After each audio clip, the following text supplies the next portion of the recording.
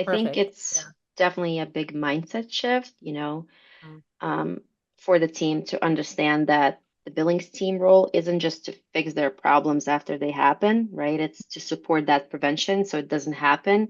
So, we got to get that permission to give them feedback.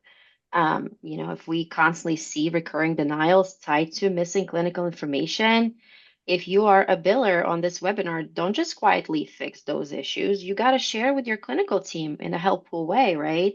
Of course, we don't want to create any more drama, but maybe you can find a way um, to get them to buy in. I don't know what it may be looking like for you or for that person, but maybe something, hey, there has been a change and insurance companies now require additional information for this procedure. And, every time I keep submitting it, they're asking for more information.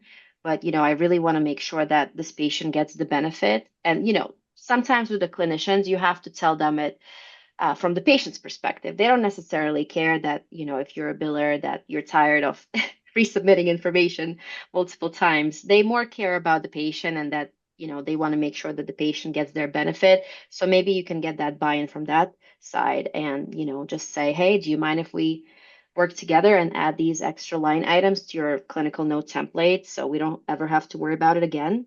I guess until the next change, right? But